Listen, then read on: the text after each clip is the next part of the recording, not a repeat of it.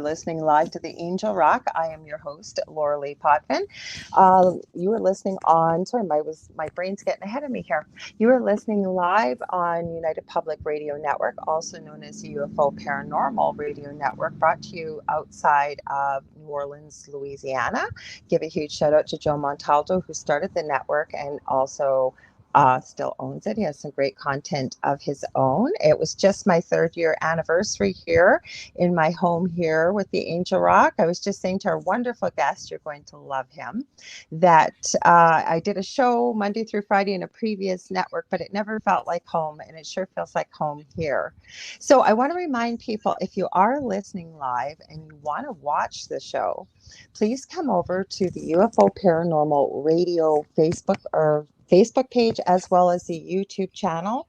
A lot of people watch on my Facebook profile. I can't see the comments here. I have no idea why on my phone, and I always go back afterwards. But if you want to participate in the discussion, I always try and involve the audience. So, because without you guys, we wouldn't have a show. So, a little bit about myself. I'm a Canadian clairvoyant medium. I'm a crystal Reiki energy healer, an Akashic Records practitioner, a spiritual teacher and mentor, and I'm also a registered nurse. Now, my show, I say I cover all aspects of the esoteric and the supernatural with a sprinkling of truth-seeking thrown in there, always with a positive spin by the end. And the guests that I have on my show are people from all walks of life. So what they are doing, or they've produced either professionally or extracurricularly, they are making a positive change for humanity. And tonight's guest is no different. He has been on my fellow partner in crime, who may jump in here when he gets home from work. We'll see. He's not home yet. He's been on the Del Show on the Delicious Recipe here on UPRN on Thursday nights. So I wanted to have him first, but the Del has an hour show, so he's already had him on twice. So I've reminded the Del, if he comes on here, as he likes to be known on here, that it's my show, so don't take over.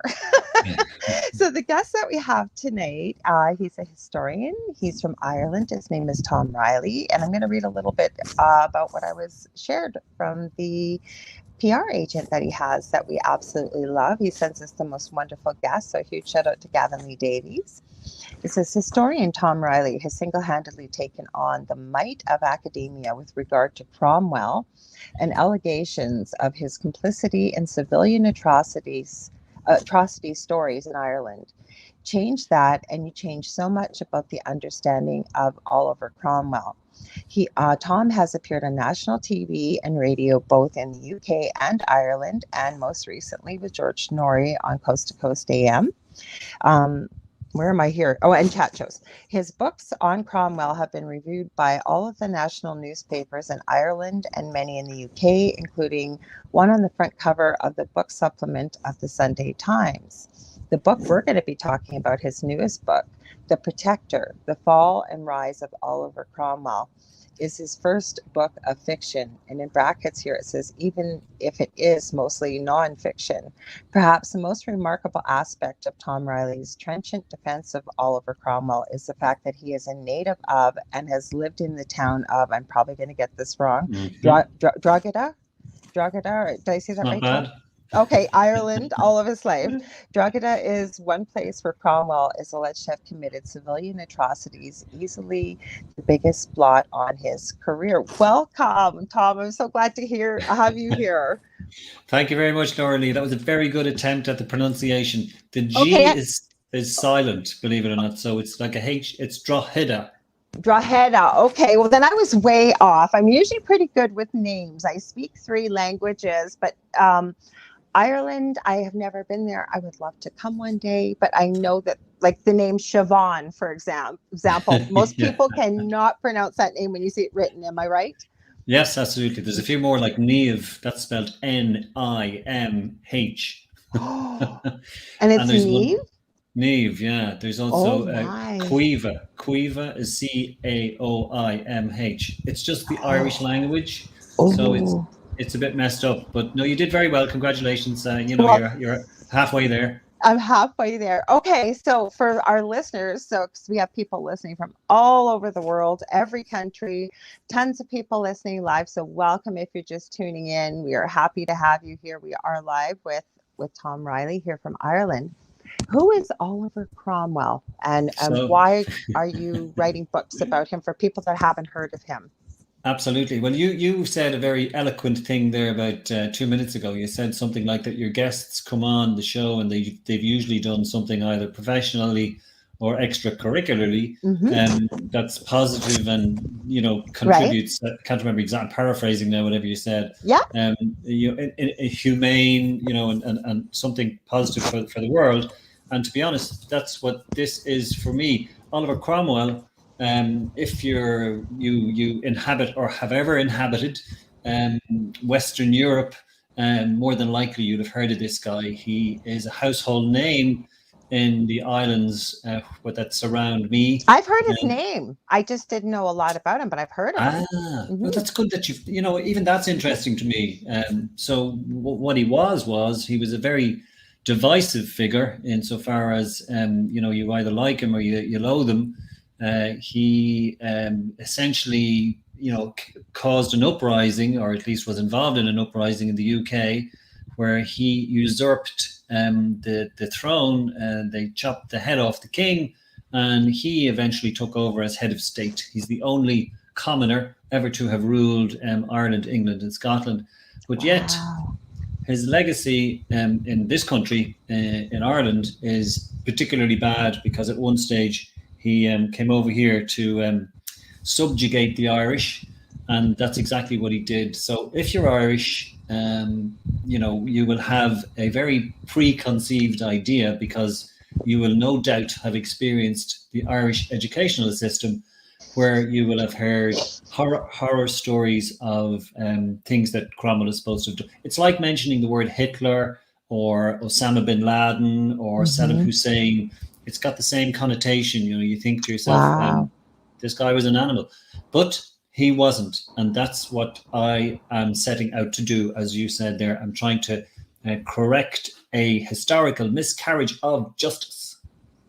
Well, I think that's so important, Tom, because I think we talked after when you were on Dell's show one time, Mm, or it might even have been, no, I think it was after. But it's almost like history keeps repeating itself, doesn't it? Because regardless of what or who the topic is, regardless, it seems, of where you live in so-called modern times, modern education system, history has been completely erased. It has been changed to a narrative that mm. doesn't support the facts. And that's what it sounds like with Oliver Cromwell. Like, why did they decide to, I can't even say discredit, because I know a bit of this story. I'm trying not to give it away with what they did with his Yeah. head but Yes, but I know. why? Yeah. Yeah. So, well, again, like as you say, I think you're alluding to the fact that the victors always write history. I So love he that. ended Yeah. up, yeah, he ended up being a loser, and that has a different kind of a meaning these days. But he lost in the end. Now he after his death, certain things happened, and the king was returned, and the royalists came back to the UK. So they basically steamrolled completely over the regime that had gone previously. And they wanted to erase all trace of it in history. And that's essentially how it all started, and how he became a monster in this particular country. And I'm talking to you from Drogheda. I've never, as we say, left the parish. I've been here all my life, and I've Okay. never, yeah, it's just one of those things. I'm a home bird, so Well, you I've know. never left Thunder Bay. Like, I've traveled. I live in northwestern Ontario. Now, Dell was born in Toronto. I think no, he was born here. He lived in Toronto many times. He's been all around the world, but he's moved. But no, I've lived here my whole life, so I hear you. Mm-hmm. Okay, I was just interested in your hesitation there because you weren't sure where Adele was actually born, but that's interesting. Well, the reason, no, I was trying to remember, because there's quite a story about, because I'm a nurse as well, and Yeah. hurt my back, so I can't go back to work. But Okay. The story of Dell's birth, I'm surprised he hasn't told it on a show, maybe he has, is Mm. his mother was in nursing school at the time, and his father was in Toronto working as an electrician. When she went into labor, she was at school. So there were 25 nurses at the birth of Dell. And I was trying to think, where did this happen? Oh, that's right. It was here in Thunder Oh Bay. my And God. yes. So I said, you're quite famous being all newborn and welcome to the world with all these nurses. That's got to be a record. So surely that should be in the Guinness Book of Records. I don't know, but it's quite the story. Well, It we have so quite is. the history, Dell and I. Some of his relatives were at my first marriage, actually. We had the same aunt and uncle through marriage. So it's like we're the Okay. second generation of the mingling of families, if you will. Oh, excellent. So Anyways, back to, oh, go ahead. you've been haunting each other for some years then. Yes, we have. Yes, definitely. I was going to say, we got to get back to your story. I could go on and on and No, on. you're So, fine. yeah. That's fine. Yeah. Yeah. So basically, when the question was sort of why is he such a difficult individual to interpret, and there were just several layers to the story really. The layers that you get when you're living in this country are very specific, and the conditioning that you talked about is also very specific. I don't know that it's necessarily because it happens over centuries. But I don't know, to me, the government, let's say in the 1890s, which was when Ireland, there's a very famous song that we're going to be a nation once again, Mm-hmm. that because we were suppressed by the English yoke for all those years, 800 years of oppression we talk about here.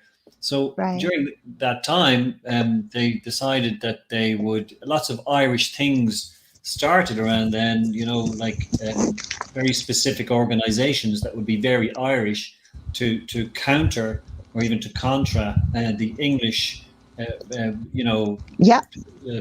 everything that had happened through English oppression. So at that stage, then they decided to go looking for a scapegoat, and they just delved deep into the 17th century, and they found this guy called Oliver Cromwell who came over, and it was the first time Ireland had ever been completely taken over by England. They had made attempts previous to that, but it was the first time anyway when he left that Ireland was totally submissive to England, and that's why he's a perfect monster. And then of course they threw in the very convenient stories that he killed everybody that had lived in my town, and that's beyond the military. In other words, that he killed babies and toddlers and Oh my teenagers and goodness. granddads and grandmas and all that kind of. So that, but this is nonsense, because he didn't, and I've proved it through other books that I've written.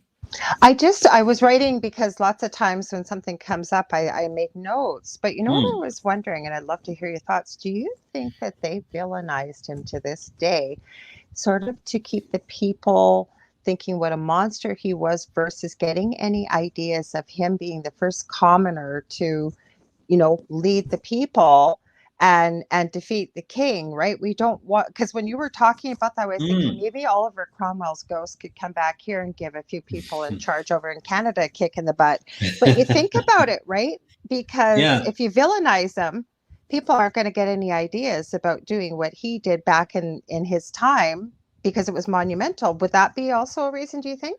Well, I have to say, I think it would even be, yes, I think that's very insightful. And I think that maybe a lot of that has its source in the 17th century, because I think that was the exact, the raison d'etre. That's what they actually did at that time. They decided to blacken his name, not just to, kind of dispose of the republic that they had generated, but also to make sure that nobody would do the same thing again, because this is what's Exactly.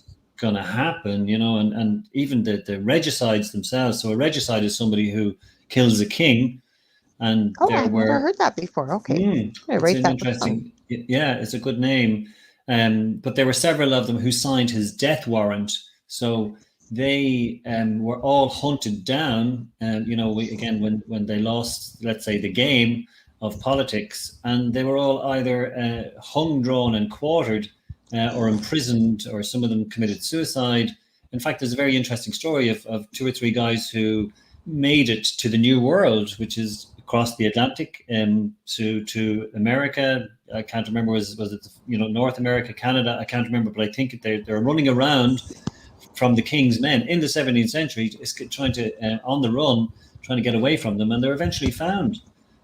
So it's a big deal, and yes, this would have been to dissuade others from any sort of notions that they might have.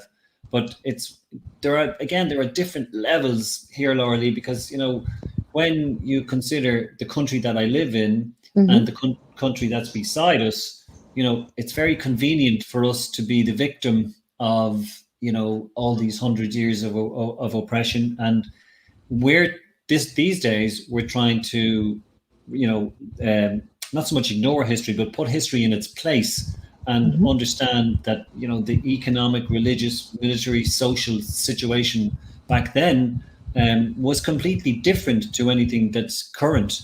So mindsets were so different. It's like another planet. Right. But the tradition does die very hard, and Irish people don't have to dig very deep for animosity when it comes to our UK neighbours, unfortunately. And that's the kind of thing that I don't really like, and I think that we should be all embracing and forgive the past and move on to a positive future. That kind of stuff, Well, yes, I hear you, but the only thing growing up that I really heard about as a child over in Ireland is it the PLO? The People's... No, the IRA, I think you mean. Thank you. My history. The IRA. Sorry, no, you are right. The IRA, and the things that were going on with that. For people that haven't heard of it, you could probably share it much more succinctly than I can. Obviously, I don't know why I was saying PLO. I know what the PLO belongs to. Couldn't think of the letters there. But that's okay. What was going on with that, Tom? Because there seems to be like these periods throughout history in Ireland where you've got a lot of discourse, if you will, and fighting and and that's exactly what the backdrop was to this English oppression. I say it in a very glib way, but so many people have lost their lives over the years and over the hundreds of years, and on several occasions Ireland made attempts, and mostly doomed attempts, to to deliver Ireland for the Irish, and Ireland should be just Irish and England should be gone. There's a very interesting figure, or so England has something like 192 countries in the United Nations, and England has invaded 170 of them. so that's quite a figure to note, and because we're just next door, and literally we're very much in the firing line. So the kind of things that they did, they say the sun never sets on the British Empire, because they have, locations all over the world where time of the day, Canada being, one of them, they're in the Commonwealth. So, I find it very interesting. You talk about, and I know you mentioned the IRA, but I remember when I went as an Irishman, I went to Victoria in British Columbia, Vancouver Island, excuse me, and we couldn't understand what we were seeing. We were seeing, because it's Victoria, we were seeing Union Jacks, which is the British flag, all over the place, and that we found that offensive, because we kind of do, because it represents so many different aspects of Irish history here that are negative for us. We have our flag, which is green, white, and orange. And interestingly, the green represents Ireland, the white represents peace, and the orange represents the Orange movement in the north of Ireland. So I suppose symbolically, that flag is seen to kind of link all factions over here. When you say the Orange movement, Tom, I don't think I've heard of that before. What is that? So that's basically William of Orange, who was... Oh, okay. Yeah. There's a reason why I'm laughing. After you finish sharing this, I'll tell you why. Okay. It's not about your William of Orange. Okay, that's interesting. So he was a king, at least he became king after a battle which actually took place very close to Drogheda. as well. And so it's William of Orange, which is in France, but he was a Dutchman, so it's all very complicated. But the Orange movement would represent Protestantism in the north of Ireland. Isn't that interesting? Yeah, absolutely. And this came actually not long after Cromwell. That happened in 1690, which is about so that's 40 years after Cromwell was here. And you know that was when Ireland eventually did become a republic, or at least make an agreement with England. There was a treaty that was signed in 1922. The 6 counties that were exempted from that treaty were, you know, unfortunately, a lot of people saw that as a stepping stone, but it became a very divisive area. So Protestants and Catholics. Because that's what I always hear about from but again, I'm across the pond, but we've always heard about Catholicism and, you know, this large Catholic, like the areas of Ireland with Catholicism versus can't talk tonight, Protestantism, yeah. It's okay. That'll be the drink. I haven't. I'm drinking Kool-Aid, I swear. Well, it's not Kool-Aid, but it's no alcohol. So again, it's quite complicated, but the whole you know, notion was that, you know, when I was growing up, the Catholics equals good, Protestants equals bad. And I'm sure if you were brought up because I was brought up Catholic. I was. Yes. Yeah. Okay. If you're brought up a Protestant, and the whole thing, you know, is crazy because both sects are Christian. So, you know, that's like, I really just find that very difficult to deal with. But however, it did, and it wasn't always the case that, you know, religion was the divide, because Orangism in the north. It still is, but more so, one of the things that bothers me, sorry, I know we're going down this road, but I find it very interesting. Let's go there. Let's go wherever we need to go, because I got lots to add to that conversation. Okay. I'm still interested why you laughed when I said William of Orange. Okay, before you start, Dell's home now. Okay, the reason why I was laughing, because I knew Dell's grandparents, like before we were together. And his grandfather was quite the character, and he was a boxer. He was all kinds of things, but he had black hair, and as he got older, it would get silver and white, and he would dye it. And I guess he had a dyeing accident, and it was bright orange. So everybody in the family was calling him William of Orange. That's why I was laughing. It wasn't a big story, but it was funny. But there's a history lesson in there, because there was a William of Orange. Yes, that's why I laughed when you said it. I thought they had made the name up. I'd never heard of. And then it seemed familiar, so I probably have heard it. You know, it just seemed, it didn't sound odd, is what I'm saying, but I didn't know what was behind it. So I'm glad. Can I tell you, I am just so proud that I have actually introduced you to the real William of Orange, and not the guy who dyed his hair in an accident. Well, accidental dyeing. I think it was supposed to be black, and it turned out orange. He just misread the bottle. I don't know what's going on. I don't know what he did, but oh my goodness. Yes, that's another one of Dell's stories from his childhood with William of Orange. Yes. But just to get back to the situation. So when you mentioned the IRA. And so the IRA that's an acronym for the Irish Republican Army, which kind of, you know, is what it says on the tin. That's an army that would be fighting for Ireland's freedom. And the problem is that there was an old IRA, which had a very noble cause, and that fought in wars about 100 years ago now, and they're all being sort of the centenaries of a lot of activity that happened about 100 years ago coming up now. So in 1922, the treaty was signed, and this is 2022.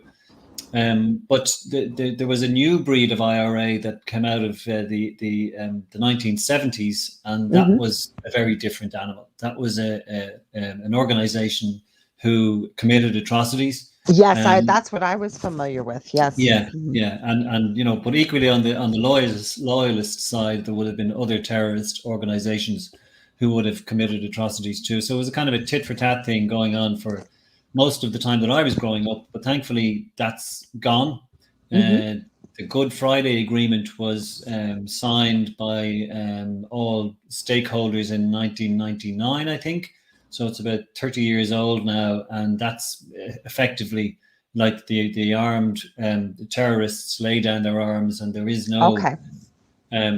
acrimony to that level. But having said that, there are still, which just it amuses. I don't know if the word is even amuses, but they hold on to traditions in the north of Ireland that to me is extremely overzealous, and traditions should be held on to. I completely get that, but they're kind of fanatical about them up there. Mm-hmm. And my opinion, and however controversial it is that they really need to get with the contemporary world, because they'll be left behind in some sort of bitter, divisive state, because the two sides are still very separate and it's still determined by religion. And I have some, by the way, Lorilei, I have some boxes we need to tick tonight. I think religion is one of them. Good. I want to talk about that. Yeah, sure. We probably won't talk about the book at all, or Cromwell, because in 2 hours' time we'd be just going, what the heck happened there? You know what, though? But people know that about my show. I'm seeing it says some destinations won't get comments. I hope everybody's hearing this. I'm going to remind everybody, if you're watching or listening, you're listening to the Angel Rock Live with my fantastic guest, Tom Reilly. If you want to watch the show, come on over to UFO Paranormal Radio, the YouTube channel. It's also, I think it's streaming to my YouTube channel. It's also on the UFO Paranormal Radio Facebook page. If you are on my Facebook page or profile, I don't get to see the comments till after. So, because we'd love to hear if you've got some questions, some comments. I like to involve the audience, make you part of the discussion. Sorry about that little sidestep there, but I want to remind people to come on over. I love it. Nothing wrong with that. About religion, though, and I was raised Roman Catholic. I was forced to go to Catholic school. I was. Did you say you were forced to go? Yes. Okay, that's in retrospect, I presume, is it? No. While I was going, back, I had no use for it. I did not want to go to it. I was forced to go to church every Sunday, every Catholic holiday, and I don't say that with remorse or anger or anything like that. To me, it was a waste of time for me, because I felt I really didn't get anything out of it. And do I believe in God? Yes. And I respect other people's beliefs.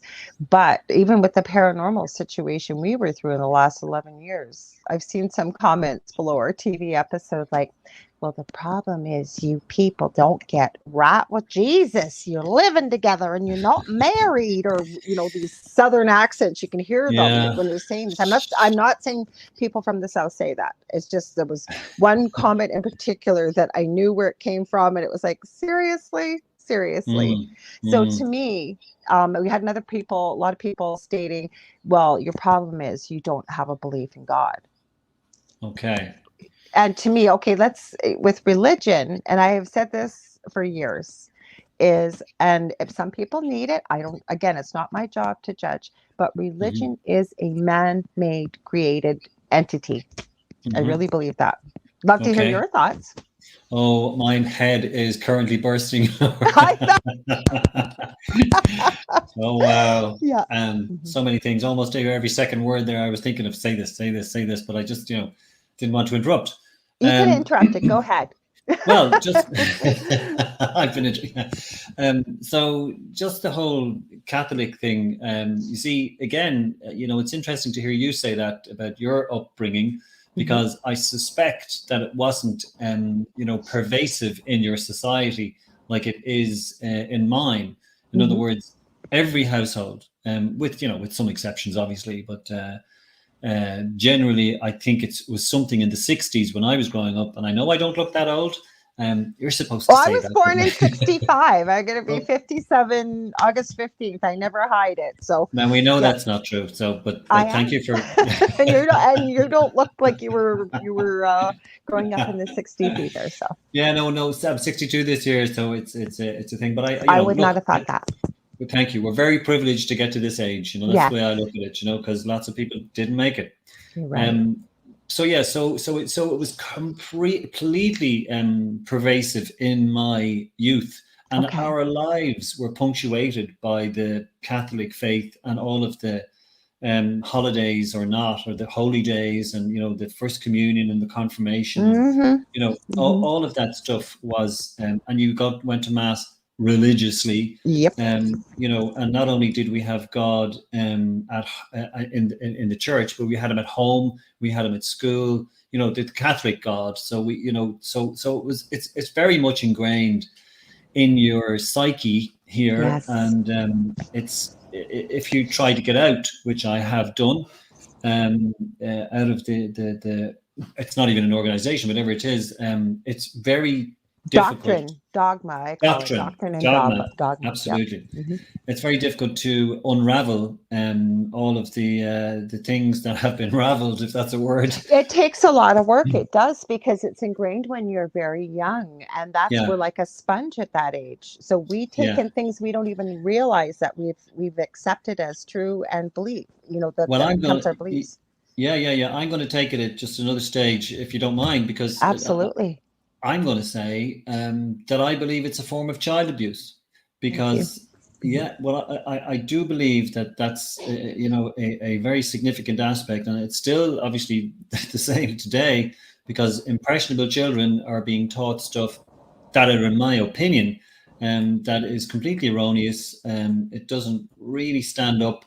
And they will, you know, not them all, but an awful lot of people will have a lot of conflicts as they, you know, start to question, and those conflicts may lead to some sort of enlightenment.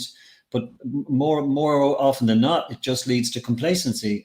And to me, this is so significant in your life. You need to get this aspect of your life right, before you can understand the world around you. So, but people sometimes, I hope you don't mind me using this expression, but they can't be arsed, which is an expression we use over here, which means they can't be bothered. Yeah. You know, and absolutely, about everything, going on. We're too busy. No, and they haven't got past. And again, this is with no judgment. If people are listening to this, it's a discussion of what we feel we are seeing from our perspective. So I'm not trying to annoy anybody, but I have to agree with you, because I can't tell you how many people, even in the past few years, I'll say, where people refuse to change their belief systems with news, with anything like that, or they hear a few minutes of something and that's what it is. That's what it is. Nobody wants to take the time to dig a little deeper and find out what the facts are, because look, here we are with Oliver Cromwell. And like you said, you've proven it, you've found the facts. And then you still get discredited when you have the facts that you're a conspiracy theorist, no matter what it is. That's no matter so what true. it is. But you know, you know, in this world, to me, and I understand, you know, I may alienate lots of people who are listening to this, and that's fine, because you know, I don't want to do it. But I mean, people have opinions. If we all had the same opinion, where would we be? You know, it would be a very boring world. Absolutely. But, so when you talk about, when anybody talks about, you bring it up, the Catholic faith. So, you know, in my, you know, innocence back then, I thought this was such a, you know, incredibly, you know, the religion, the organized religion that was Catholic faith, you know, had a wonderful history of positivity and all of the good things that it did throughout the world. You know, and I've just come in here sort of at 5 or 6, and I've just come into what an amazingly positive, you know, organized religion, faith. And then, you know, when you start to just lift up the layers, and I'm just He's home. I can hear him. Yeah. He's home. We're getting into religion. Oh, okay. Yes. So. Yeah, we didn't get into that. No. Okay. You gotta change. Okay, go ahead, Tom. You go change, Del. That's fine. You go change, Del. He said. That's fine. He stinks. I can smell him from here. Is this the butcher? Was he around meat today?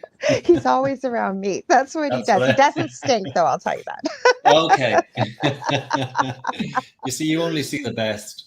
No, but but you know what? Del and I have conversations like what we're about to have all the time. We've had them on air too. We're respectful of other people. Some people need religion. I know you were saying, sorry, I was trying to remember where you were at with it, 5 to 6, and then we got interrupted. So rudely, no. The guy has to come home. It's fine. Yes, he does. No, I think, like, I'm just going to segue Oliver Cromwell back into this too, because just to give you an instance, like, so, you know, early on, because I like my beliefs to have a reasonably decent evidential platform. That's where I am. You know, and whether it can't, to me, be categoric one way or the other. And I'll just, you know, go on a little diversion at the moment, because, you know, what I like to say generally about the normal or the paranormal or whatever way you perceive the world, nobody in the history of the world has ever proven one way or the other that such a thing is absolutely the case. And I mean, I'm talking about something, that's my opinion. I believe, yes, people have gone very close and there's lots of evidence and there's, you know, and again, for one way or the other. But like, for instance, God, you know, nobody has ever proven, in my opinion, that God exists. Yes, you can believe he exists, but nobody has ever proven that he exists. So my mind is open on that one. I like, it's open on a lot of things. And that's a very But you know controversial. what you said, the operative word here, okay, Mm, and I like that, is my mind is open. And I mm, was just thinking that because, you know, things that I believe when started this journey, how many years ago, you know, really, I think it's truth seeking, no matter what it is. mhm, I've changed my belief systems and what I thought to be true because I remained open minded, that I don't know everything, that as new facts become apparent, as I, you know, connect with other people and see whether it's research, no matter what it is. And I'm mm, talking generally, not even the paranormal, anything. sure. I realized that, yeah, that seems to really make sense and changed my perspective on things. And I think that we should, if we remain open minded. It's a learning process our whole life. I think we're students of life. Earth is a school. Very, what a wonderful expression. I totally Mm-hmm. agree. And if you know, like, facts can't really, if you know, if they can't really be argued against, opinions can be changed, and that's what you just explained. Mm-hmm. And you know, to my mind, there was so much. There were so many flaws with what the Catholic faith were teaching me. And just to go back to the Cromwell thing, so what happened in his life is, so he's born into a certain age, you Right. know, and into a certain society, and he goes to a certain school, and what he hears in the school is and I'm just going to use this very controversial expression, the cesspit of depravity that the Catholic Church has been throughout history. So, you It know, has, though. It's not untrue. Like, all I kept thinking when you've been talking about this, and I have to throw it in. And mm, again, I'm not, some people really need religion. There's nothing wrong with that. But I think people are in for beyond a rude awakening when they really find out exactly what is going on. Like you said, the cesspit of, I forget what the depravity, depravity. depravity. Yeah, I think you're being kind because when you start to dig, yeah. holy cow, And there's the a pun. people. Holy, Mhm. holy, holy cow is right. Yeah, I Yes. would use a very stronger. I would use a Mhm. stronger word. That would be a Yeah. better pun. Um, Yes. but it's and that's so. Picture this guy, and again, this all kind of nicely wraps up what we're saying. So it's Cromwell and religion. So he's sitting in this school room, and the teacher is telling him about popes throughout history who enlisted, you know, people to go down to so on crusades to impose Christianity, Catholicism on those who were the great unwashed, and if they didn't conform, they just killed them. That's the way it was. You had the Spanish Inquisitions, you had the Crusades, you had what happened to the Cathars in France, where they burned men, women, and children alive, where they roasted them, where they just, you know, hung, drew, and quartered them. So this is over centuries, and several popes would have done this. And this is the Catholic faith that I was, you know, born into. And you know, it suddenly, when I discovered all these things, I thought, what am I doing? You know, this doesn't. Why would I associate myself with an Hmm. organization like this? Okay, it's That's how different. I feel. Hmm. Yeah, it's different now, but how different is it? Look at the last 30 years. Look at, you know, Hmm. since the 80s, when all these scandals have come out and the sexual abuse and so on. Hmm. That the first time I heard about an Irish priest or bishop who was involved, Hmm. and that's when it just went for me, because I thought, oh my God, you know, again, there's a pun, but this is the guy who is, you know, pontificating from the pulpit, you know, telling us how to live our lives, and he's Hmm. molesting children, or he's got children of his own, And I this was didn't just, know that. I did not. I don't know how I didn't know this through one of our discussions off air. mm, Because we have the craziest discussion, Stella and I, and he said, "Well, you do know why orphanages were created in the beginning, right?" And I said, "Well, because children that don't have parents." He goes, "No, they needed a place to house the children of the nuns that have been born mm, out of these relationships with priests." And yeah, there's again, if you're not going to allow men to marry, that priests. okay, are you taken Men can your marry Lorilei, by the way, just so you know. I meant with the church.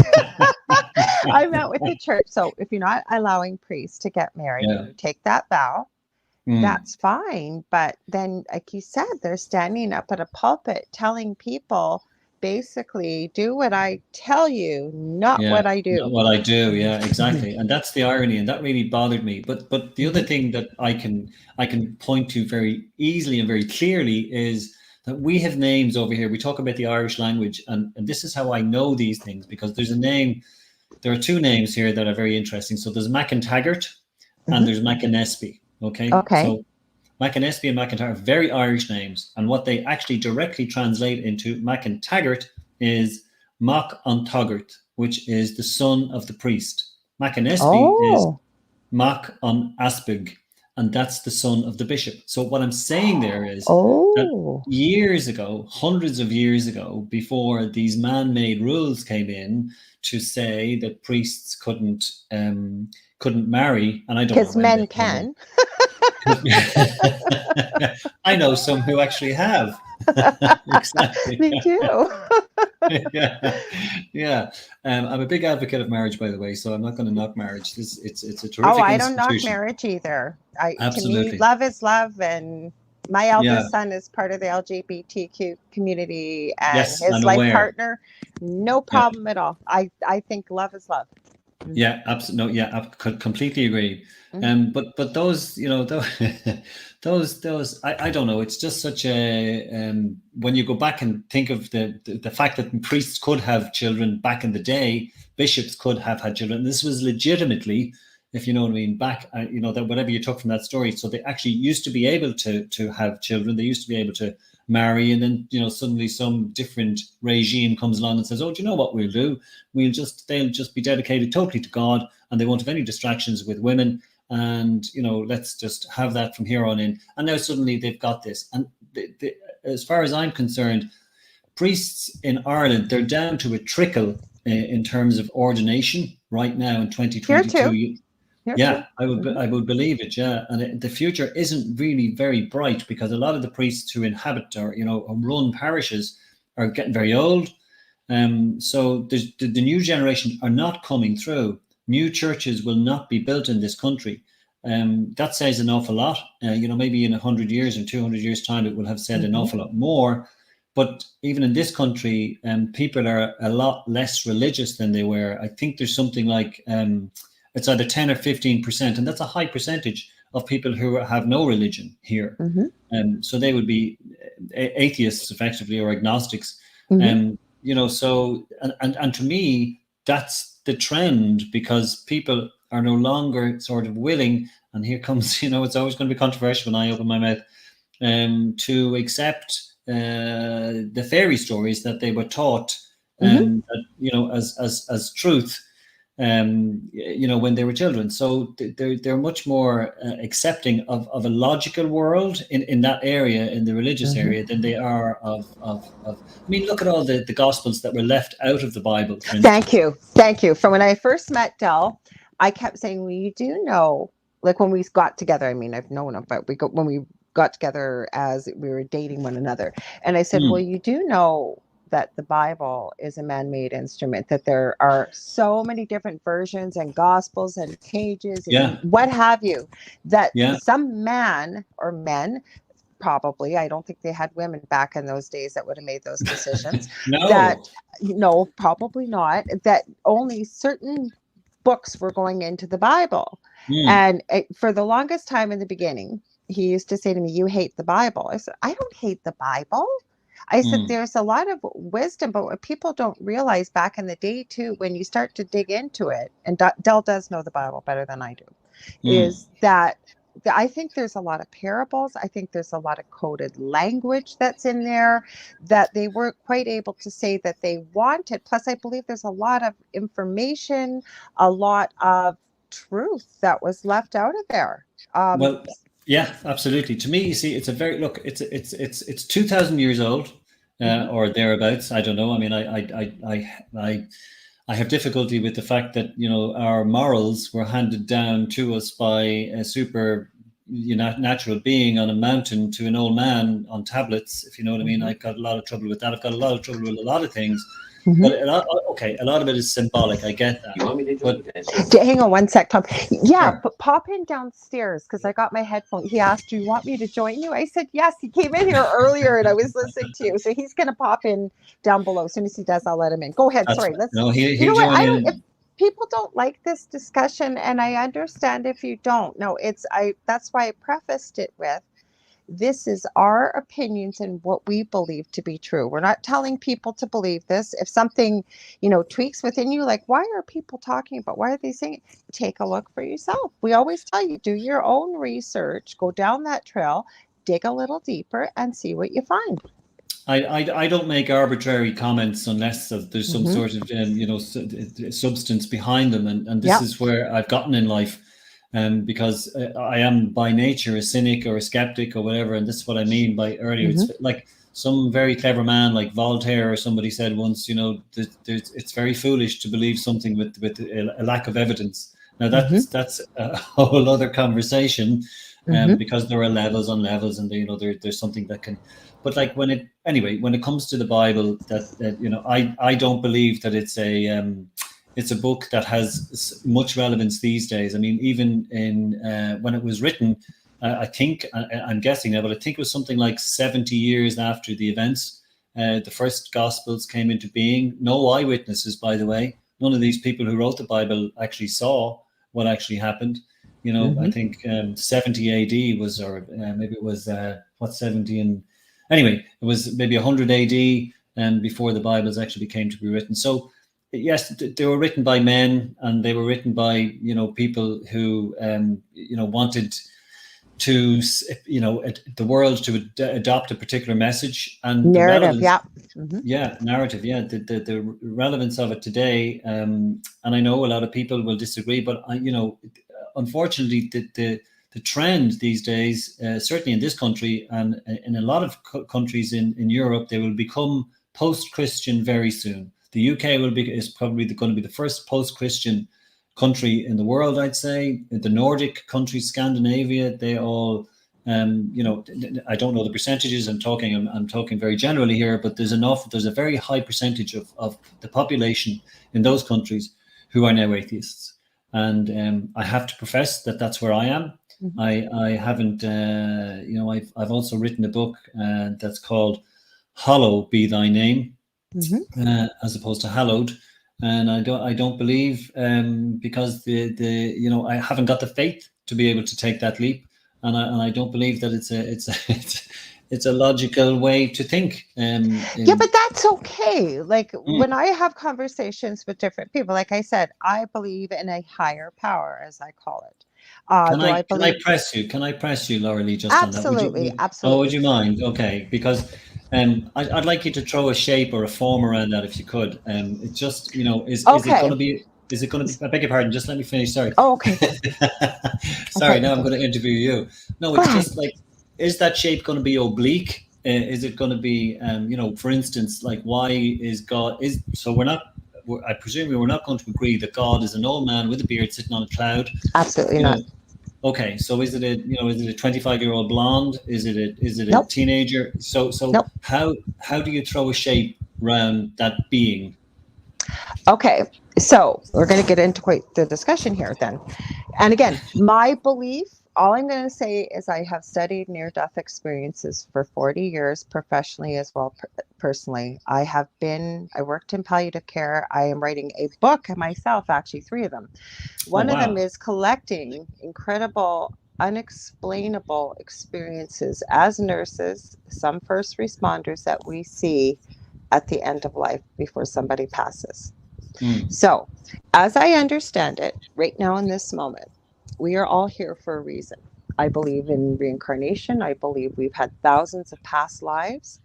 Mhm. I believe that is God. Is he somebody sitting on a fluffy cloud? I think we're Mhm. looking at that with human eyes. Okay. Mm. With interviewing many people and the research I've done, and again, just my perspective, I Mhm. believe that we are an everlasting energy, immortal energy that goes on forever and ever and ever. Right now, we're just having a human experience in this lifetime.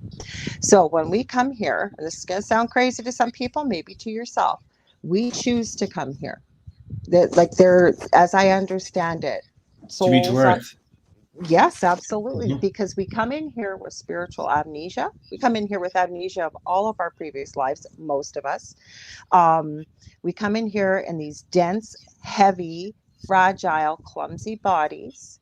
Um, Gifts that we used to have that we no longer use, but I believe we're capable of telepathy, telekinesis. I believe we are capable of so much more than we've ever been told or taught to believe. On top of that, we got higher mind 111. I agree with you. Well, thank you. But again, this is just my perspective, and I'm very interested in hearing yours as well, Tom. But with a little bit further with this discussion, I also believe we incarnate with certain people, and that it's almost like a play, if you will. One person Mm. described this, that you know what, you come here and you decide that whatever your higher self decides that it wants to learn, whatever lessons, like maybe you want to learn more about patience, you want to become better at patience in this lifetime.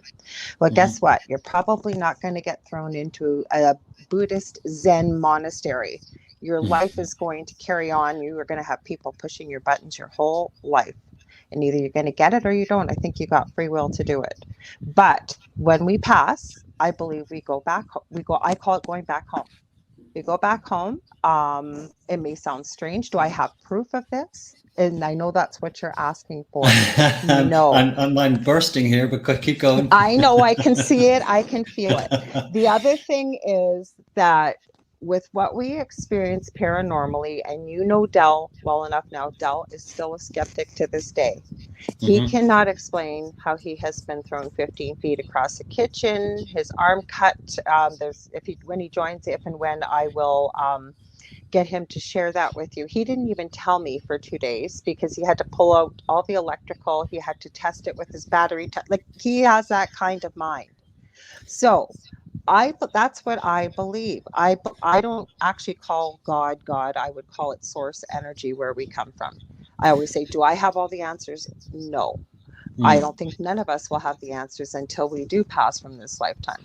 But Just that's my you. belief system. Yeah, no, absolutely. And I totally agree. And what I would absolutely emphatically agree with you on is that we don't have the answers. And that's what I love about these conversations, Yeah. because, and as you keep warning, if anybody is listening to this and who is taking offense, we are proffering our opinions, and that's all. And we live and die by Yeah, them. but that's how we learn, like, from Yeah, one another, right? You hear what I have to say, I hear what you have to say, and say we came yeah. to a point where we didn't agree. We just agree to disagree. That's I, what we need. We need to have I, more discussions like this instead of being offended or I'm triggered or I yeah, can't yeah. talk about it. We need to talk. Go ahead. I know you got lots to add to this. No, that's a good word, because everybody's offended these days by so many things. I Hmm. mean, you've got the snowflakes who are offended by practically everything. So, Yes.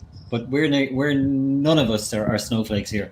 Mm-mm. So what I heard, if you don't mind me saying, so Hmm. what I heard was I heard a lot of, and which is fine, because that's the way, and you couldn't really explain it any other way. I heard a lot of, and I'm just going to throw the word in there, illogicality. Um, Absolutely.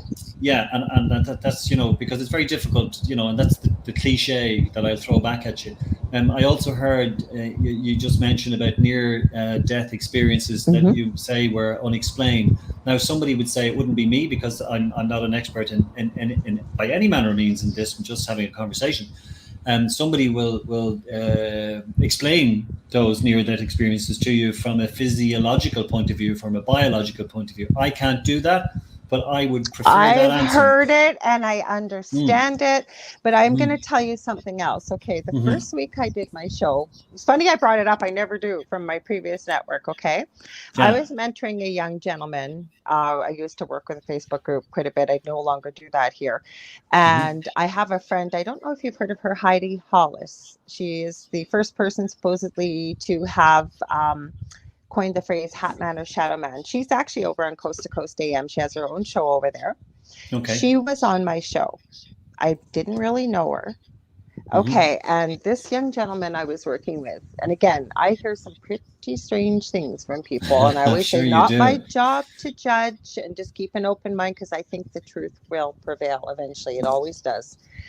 And he started explaining the being that he claims he was in a previous life.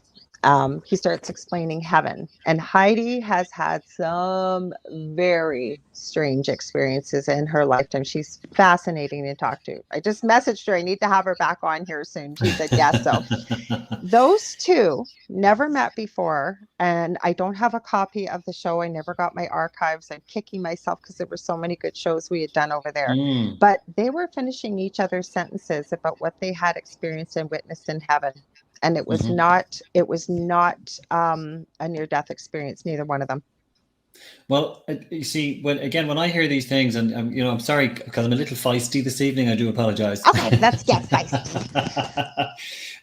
So when I hear those things, there are an awful lot of scenarios that people can use or say to attract one's attention. And so somebody finishing each other's sentences and talking about a place like called Darren heaven. Brown, like how he can influence people. Do you mind if I come to that? Yeah, because I can't remember if I've spoke to this about Del about this, but yes, that's exactly what I'm going to come to that in a second, if you don't mind. So no, go ahead. Yeah, but when I hear these sort of unexplainable set of circumstances that can only mean a certain thing, I don't believe that. I believe that can mean another thing. For instance, like I'm absolutely categoric in my belief that heaven is a place that doesn't exist. Okay. But that's in my belief, because and I accept that. Yeah, it's far too. I mean, because when you like. I don't even know what to say now. Where is it? How is it? What, yes, it's all in a different world or somewhere. But anyway, so my, and I don't have an explanation as to why those people could finish each other's sentences and how they, but I would much prefer an explanation that was, wouldn't it be nice if we had all the answers? That's what I always say. Yeah. Like if they just told us, so we don't have to try and figure all. I hear what you're saying, because I do know about Darren Brown, because Del watches everything. I don't watch a lot of TV. I'm working on resin pieces and creating a second business here, but I hear a lot of it, and I can tell you that Del has used some of Darren Brown's techniques. Okay. In particular, really? I'm surprised he probably hasn't told it on air. We have a store here where they sell beer that is called The Beer Store. Oh, and I don't know if he'll want to tell the story on air or not. He didn't steal anything. He didn't take anything. He just tried one of Darren Brown's techniques. For those listening, if you don't know who he is, look him up, because if you work in the field that I do, it'll probably blow your mind about some of the things he can get people to do. All I will tell you is Del used a trick. Darren Brown had been at the racetrack with this gentleman, and they were cashing in on a ticket, and he banged on the wall and he told her how much the ticket was worth, and she gave him the money. Now, Del didn't get money back, but he just banged on it and mentioned this is what he wanted, and that's what he got. And the people behind him are going, how did you do that? You do that. You can do that. I understand that. And I will point out right here, for most people who do follow my show, again, there is nothing wrong. I'm going to use the term woo-woo light worker. I am a light worker. I would consider myself that for people that identify with it. But there are people whose heads are all up in the clouds and there's nothing going wrong, and we only think about positive and love and light and blah, blah, blah. I'm not one of those people. Very down to earth, very open to hearing what you had to say right there, because I can't disagree with you, Tom, because you were right. Go ahead. Yeah, no, it's just this is this is why you were just Della and yourself are just incredible people, because what you do is thank you. no, but you're amazing. I don't think you realize how amazing you are. You just you're so engaging, and you allow. Certainly the guest in this instance, but other people's opinions to you take it on board. It's not just paying because I'm lip not service. right. I don't need to be right. I know I'm not always right, and I can't tell you. I know better than you, and you are wrong, because I don't know. You could be right. Yeah, and you know what? You could be right too. Exactly. Can I tell you the Darren Brown story? Oh, please do. Well, no, it's just a great story because the clairvoyancy thing, and you used an expression that I wasn't familiar with. Did you say the light worker? No. Yeah, light worker. What does that mean exactly? Oh, that's the collective term that you're not a witch, but you basically, as a light worker, like an intuitive, a healer, spreading messages of positivity, light and love. Yeah. Some of the concepts I just mentioned here with you. Yeah. Spirituality, if you will. Gotcha. It's basically it's a catch-all phrase, and it's quite popular. I know within these circles and certain areas of the world that people understand. Go ahead. Sorry. Yes. Well, yeah. And again, a lot of my words will probably jar, as you say, in these circles. But look, that's what the conversation is all about. So, Darren Brown, this is Googleable. It's on YouTube, and it's Hi, Deli. Yeah. Oh, he's there. Oh, we're talking about Darren Brown and religion. So you'll get caught up soon. Okay. We may have. You're only coming in now. We may have piqued his interest earlier. Did we know? I should introduce, for people that don't know, this is my real partner in life. I call my husband, I guess, common law. The Dell. I've already mentioned your show, The Delicious Recipe, on Thursdays. He knows Tom.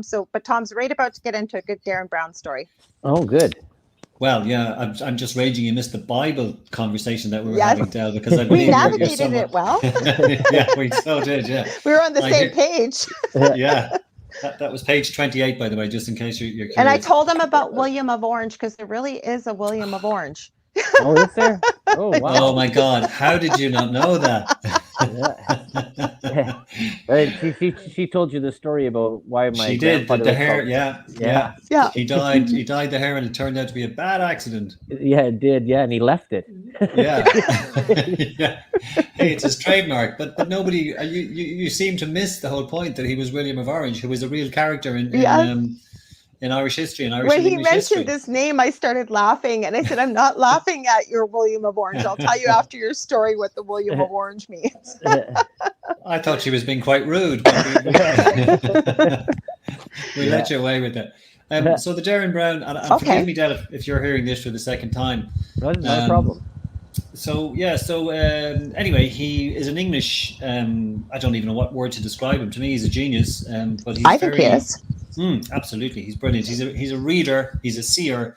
He's if I stood in a room with him, I'd be I'd feel naked, because I'd feel he was looking right through my soul, whatever that is. And but anyway, he went to the States for the first time. This is how I remembered the video. And he convinced a clairvoyant or a psychic that he could do a show.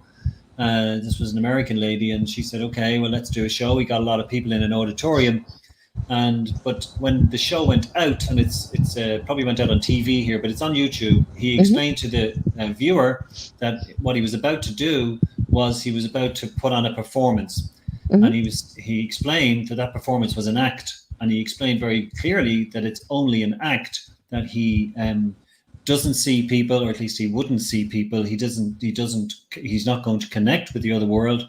If the other world exists, he explained that he's going to, at the end of it, he's going to tell the people who were his subjects that this was the case. And we were all kind of intrigued, going, how's he going to do this? And is it going to work? Is it going to fail? Anyway, long story longer, he goes in, and there's people are kind of skeptical. He's English, he's British, he's got his beautiful accent, and they're kind of sitting there going, okay, what does this guy know about me?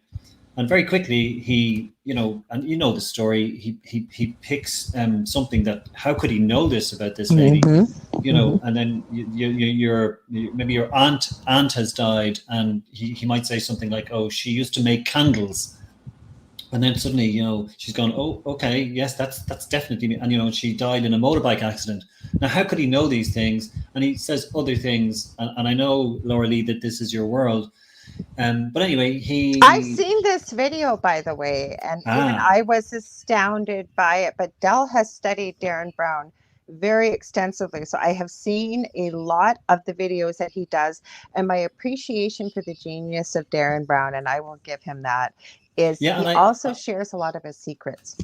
Yeah, exactly. And I think the point, by the way, I think that he was making, correct me if I'm wrong, is that he's saying that, and he can't say anything categoric, obviously, but he's saying that there are charlatans out there. Absolutely. One of whom he wasn't, because he explained to the people, and they agreed to that the show would be aired. But he did, touch so many nerves. He had people crying. They were convinced that he had been in touch with their loved ones who had died, and he hadn't. And he told them he hadn't, and he does this a lot. So, and that's the point I'm making, I suppose. I can't tell you that that there's no other world, because I don't know that. Same as I can't tell you what I believe that it's true too. I just told you I have changed my belief systems by what I come across, the people I meet, who I learn from, research I do. And again, that's why I say this all the time. You can ask Del. I've said on air, off air. I don't think any of us will know the answers until we leave this I call it this planet, transitioning back home, whatever it may be. And I can appreciate when people say they don't believe there's an afterlife. The only thing is with the afterlife, and Del, I was talking a little bit about this before you joined, was you are still a skeptic to this day. Like, you and Tom were probably on the same page with a lot of stuff. And when you got thrown across the kitchen, when you were in the fridge at 3 a.m. looking for the mustard, he didn't even tell me, like I had said before you come on, Del, that for a couple of days he had his battery tester, is it your voltage meter, testing everything. Well, he tells it better than I do. He still doesn't have an explanation. Is he willing to say it's the paranormal? No. When we were on TV for our interview, they were trying to get him to say the word demon. Would he say it? Absolutely not. Right, Del? Yeah, well, that comes into the whole part. There's that too many people, I think, jump to conclusions off the bat there, and they don't I come back from an engineering background there too. So I was electrical engineer, environmental engineering. I was iron worker, construction, stuff like that. So I know and build houses and stuff like that. So I got to go and find something 6 ways from Sunday to go and try and figure things out there before I jump to the final conclusion on something. Excellent. Yeah. And I think that's the way to. But I'm also open-minded. Well, it could be possibly something else that happened, maybe, but I have no explanation for it to this date. So. Well, as a skeptic, Del, do you mind if I just chip in here? So, if you are, reasonably skeptical about things like that, can you explain, what actually happened and what you think was the reason? Is it something? Would you automatically default to a supernatural explanation, or would you consider that it was? See, that comes kind of hard because of the few things that sort of happened in that house. That's what I said. It was weird because I had set up security cameras, and I put one down in the basement as well. And it all seemed to be sort of a really localized area of like about 20 by 30 out of the house from the basement to the upstairs floor where things happened. Like I have no clue. I have no clue how this cabinet. A curio cabinet. I guess it's one of those. It's a cabinet that you put like little shot glasses or those little teaspoons and that knickknacks. It's like about 2 feet by 2 feet. It was on hooks, heavy duty hooks, screwed onto the wall. There was recycling bins underneath there, so if the dogs or cats jumped up, they would have landed in the recycling bins. This thing popped up off the wall. Yeah. Shot over to the left. Feet, right, so it popped off, came out about 4 inches, came out, severed all the cords, and then ended up another 15 feet in the living room. And the Holy hooks are crap. still in the wall and still on the cabinet. The other thing he I went. almost died. Sorry, go ahead, Del, because I want to tell that story. Yeah, Yeah. but the thing was weird is that I went and I put it back on there and I started hitting this thing We with tried a everything. broomstick, a hockey stick, pushing it up to get it to go in the same direction. Yeah. Couldn't even get the thing off the wall, or it would just swing on the wall. One hook would come off, but not the other. And I was like, okay, well, that's sort of a little bit weird. And then, yeah, that part with That's a little bit weird. That's not a little bit weird. Okay, Yeah. so this is what happened, Tom. Okay, some of the strange. This is my second book I am writing, and I have pictures. I have all kinds of stuff from this that we can't explain. I wasn't sleeping very well, and apparently he had a security camera in the laundry room where a lot of the activity was in our old house in the basement, and apparently I was sitting on a chair. And I was standing up and I was talking and laughing and pointing at something. I don't even remember this. All I remember is he came in the room. This is the middle of the night. And he said he was very angry with me and he was speaking very harshly to me. And it takes a lot to get me really angry. I was like, I just felt so angry. I was, don't you talk to me that way. And he's going, come on, Laura, come on. You got to get out of here. Took me out of the room. I'm fine. And I'm going, what the hell just happened? I'm laying in bed next to him. Yeah. And all of a sudden it's like he's seizuring. He was already asleep. And I'm shaking him and saying, Del. And I swear to God to you, Tom, you've met Del a few times. It was his voice. And he said, I'm okay. I'm all right. And I knew there was no way in hell. And I've got a bad back and our bed used to be against the wall. I leaped over there, picked him up, and I am shaking and shaking and shaking him. I swear to God to you, Tom, this black stuff started coming out of him. And then you can pick up the story because he woke up, but he said something felt like it was breaking your ribs. Yeah, that was it. Yeah, it just felt like what was this black stuff? Just I started coughing up all this black mucus and stuff it looked like that. Goo. Out of your mouth. Out of my nose. It was coming out of my nose, out of my mouth. And it felt like somebody was crushing my chest. I was like, well, I don't know what it is. I smoke, and I'm like, but I've never coughed up. Okay, I even considered that being a nurse. Like, okay, right. Again, are we saying that? Yeah.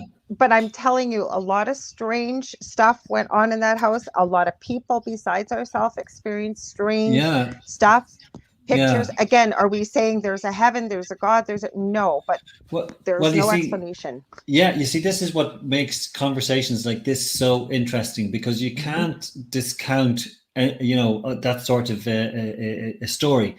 You have to. I can't explain it. You guys can't explain it. You can choose the explanation that you'd like to kind of, embrace. I wasn't there, so you say it very honestly and very sincerely.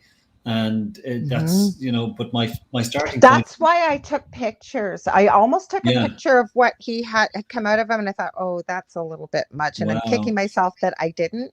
I took pictures and video of everything, Tom, because again, I come from a science background with a nurse. I went to university. I have my science degree. He's got a science. So we were trying to what the heck is going on? I kept saying to Del, we don't document this. Nobody in their right mind will ever believe us. Because it's so incredulous, the things that happen. It's a great idea that you had the foresight to be able to do that. Most people have experiences that they don't, and you've nailed that. I'm interested to read this book, by the way, when it comes out. But one of the things. Sorry, go ahead, Del. Yeah, I was gonna say that the one thing that goes on, the reason that we started watching things is we had our car batteries out of 3 vehicles all were dying all the time. And tires were being deflated. So I bought security cameras to find out if it was kids playing around and letting the air out of tires and stuff like that. And then go through the tape, and all of a sudden you wake up the next morning and all 3 batteries out of every vehicle is dead. And I know there's a thing called parasitic battery drain if you have sort of a short in a vehicle. Went through all that stuff. But this is going on for 6 or 7 months when all this activity was sort of happening in the house. And I was like, yeah, this seems a little bit odd. This is and she'll jump to the part there that she's thinking paranormal. And I'm like, oh no, I'm gonna figure this thing I out. know, Period. but But we meet in the middle. And like I said, so yeah. I gotta ask you though, Tom, because we're on the paranormal. So I know part of the stuff that Gavin had sent was about the paranormal. So where was you supposedly experienced, or what were people seeing, or did you experience this, or? So yeah, no. Well, the very short answer is no. Because I'm on the fence, and I think I've mentioned this on a couple of occasions. I have never had a paranormal experience. I yearn to have one because I think that would make just come visit difference. us. You'll get lots of stuff.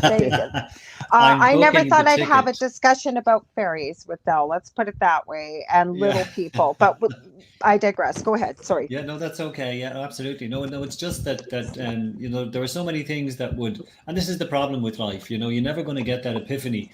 You're never going to get that. Well, some people do, obviously, but I seem not to be. I've reached my 62nd year, as I mentioned before, and I haven't. I need to navigate the world with how I understand it. So I don't.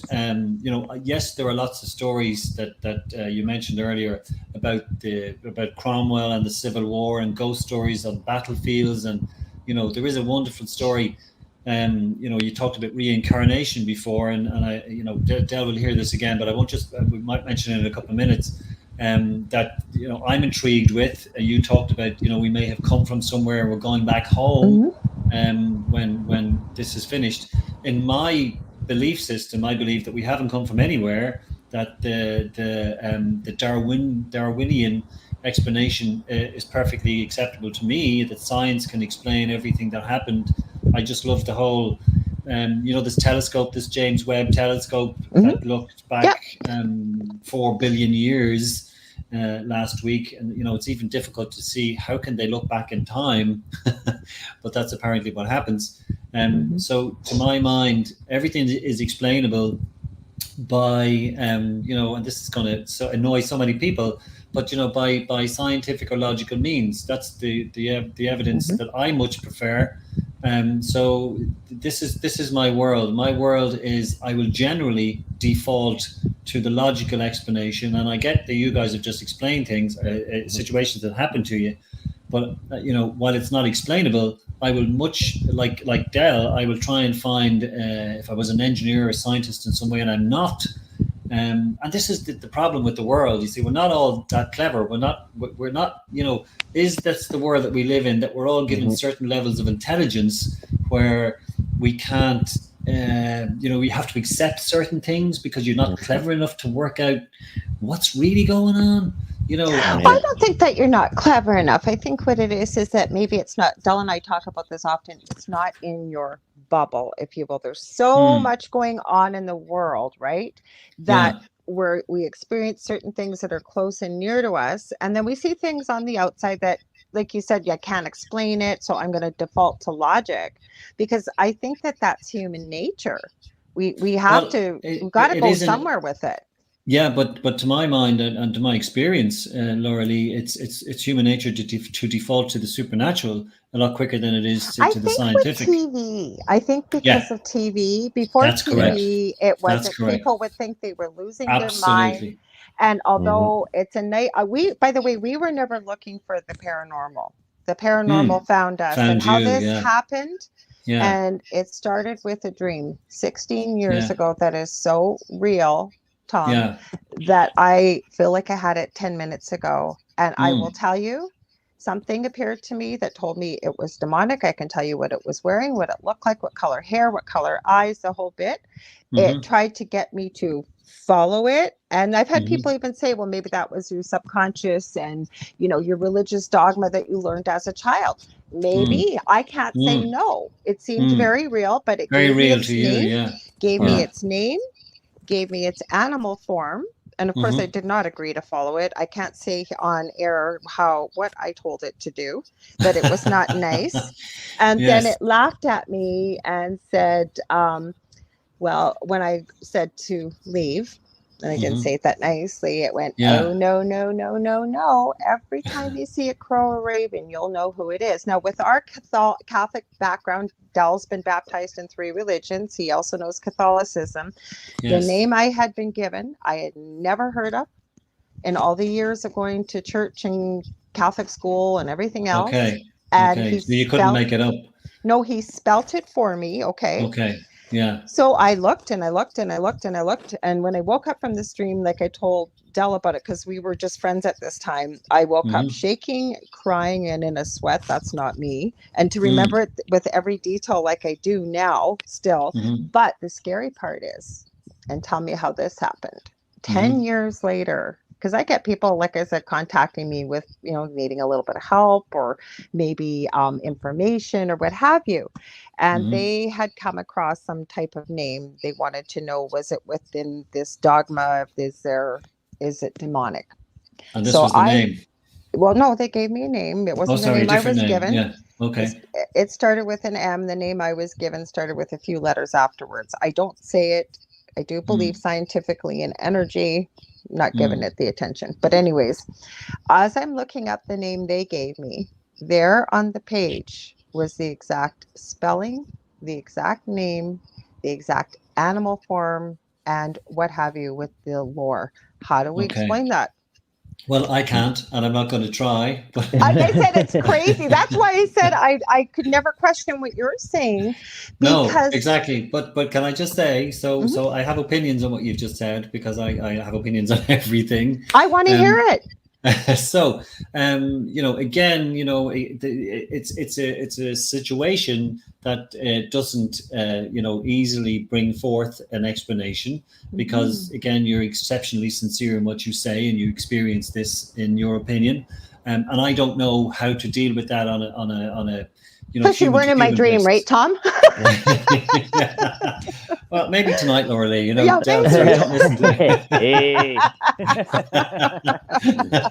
You've done very well, by the way. So at the end of the day, what I would be thinking is that there will be an explanation that I can't identify there, but I would be thinking, so a demon. So I would be thinking, what the heck does that even mean? I would immediately go to a Hollywood movie that has told us that demons exist. I can think of Stranger Things right now. I don't know if that's streaming. I think it's probably streaming over there. Yeah. So that's. I think there's some. Haven't watched season 4 yet. Nor have I. But so again, these are the things that inhabit our imaginations, and but take it back again. So take it back to, what are we saying here? Are we saying they come from hell, or they because again, I would contend that hell is a fictitious place. It doesn't exist. So would I. Part of, yeah. So would okay. I. So then they come from, or something. Is it flesh and blood that comes from some dimension that I can't explain, or that you can't explain? Yeah. So what are we saying here? What is the source of that particular? Yes, I understand you had an experience, but what's the source of, what the heck is a demon? I don't for a second believe. This guy looked like a man. Like a man. Yeah, but sure. that's the part is, though, is that that's your interpretation of your reality, that what you've seen there, right? So that's the thing where it comes difference. I understand what Tom's saying there is that we can't understand your experience because we're not seeing it through your experience. And I agree with Tom. I agree with him. I agree with everything. Well, we're not questioning. I'm not questioning, Lorilei, for a second, that you had that experience. I suppose. And again, it's like death. And you mentioned a very interesting word. And if you don't mind, we'll hone in on that now, because so I've said this, and Dale will hear this for the second time. So you're talking about consciousness when one dies, and all of the process of death, and the decomposition, and what happens to the body, and so on. And to my mind, because I've thought about this, and I've looked at it, and I've read it, and all of those things experienced it. Okay, that's very. Can we come back to that? Did you just say that you've experienced death, or other people's deaths? Other people's deaths, from before birth practically to over 100 years of age. Okay. A lot. No, I haven't. I think I had a near-death experience as a toddler. I don't speak to my parents.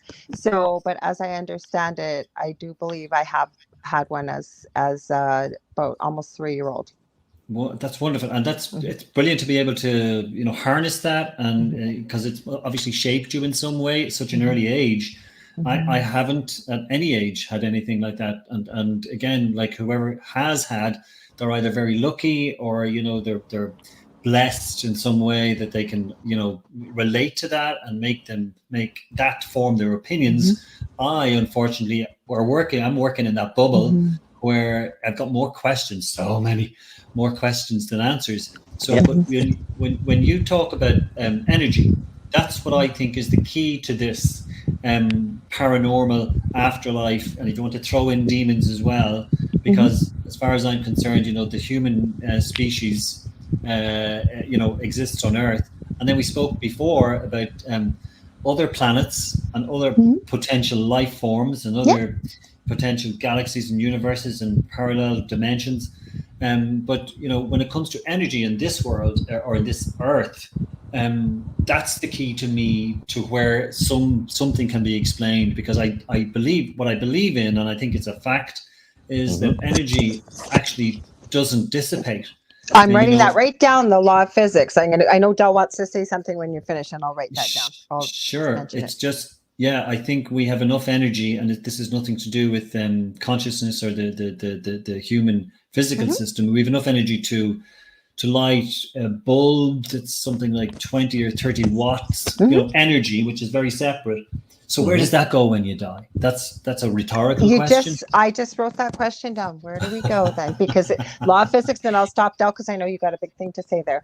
Law of physics, okay, energy can neither be created nor destroyed. It can only be transferred from one place to another. Correct. So first of all, where did the energy come in from, and where does it go when we leave? Go ahead, Del. Yeah.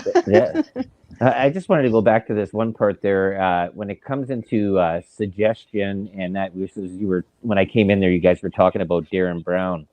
And the thing that I liked about him the most was that he explained everything and how he set it up, and that was good. And he did this one thing where he went to the racetrack.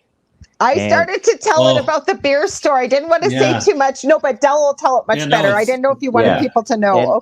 And what he did was that he went into the racetrack and he goes and gets a ticket there for the race. And he goes to the counter and he lost the race. His ticket's a loser. And he smacks the table right in front of the girl. He goes, "It's the winner." And she pays him out $114. And once you pay it, I guess, even if there's an error, they can't change it. Yeah. And you did the same thing. And he did this 3 times. He donated the money to charity afterwards anyways. But the thing was, is that then he explained is that he had already pre-suggested this girl for 6 months. He'd already found her out, and he was given suggestions. So this is a part that this is a question. This is a thought that's going through my mind here too. With a lot of media and television stuff like that, because Eric Bernays did this too, as well as about power suggestion and telling a lie and stuff like that. If you put this in power suggestion in there, that could cause you to start thinking something different than what it is. I agree. And you got to figure right now. I had a picture I used to post up there before. It was 1918 New York, and it was just electrical lines all over the place. There's telephone lines going everywhere and power to everything, and it was just a sea of wires all over. Now today, there is no lines anymore. They're underground, but there's so much Wi-Fi energy and 5G, 3G, 4G. You don't see the wires anymore, but it's just bombarded with electrical energy that's going through there, because you're not seeing it. You don't know. It's like, with the high tension electrical lines, people were getting sick from those things. There was the amount of energy that were going out. So you got to figure what's going off there in a town, and especially these mass cities with all this, I guess you could say invisible energy, invisible energy that's going on there. And they've done tests on this. I've looked in this and about how they can go and manipulate energy. You ever hear about the brown note? The brown note is something that they've been trying out in the UK and also in the States. It's a very low frequency that they put these speakers there. They use it in the military too as well, and they pump this low deep of vibration energy, and it causes people to release their bowels, right? So it's I wasn't called, expecting that. Yeah, it's yeah, for crowd dispersion. yeah, Okay. to get them to run away, right? Just nobody wants to go and Crap crap their their Yeah. pants out in front of everybody else. You want to go and run away, right? But no, Yes. this is a technology that's out there, and it's Wow.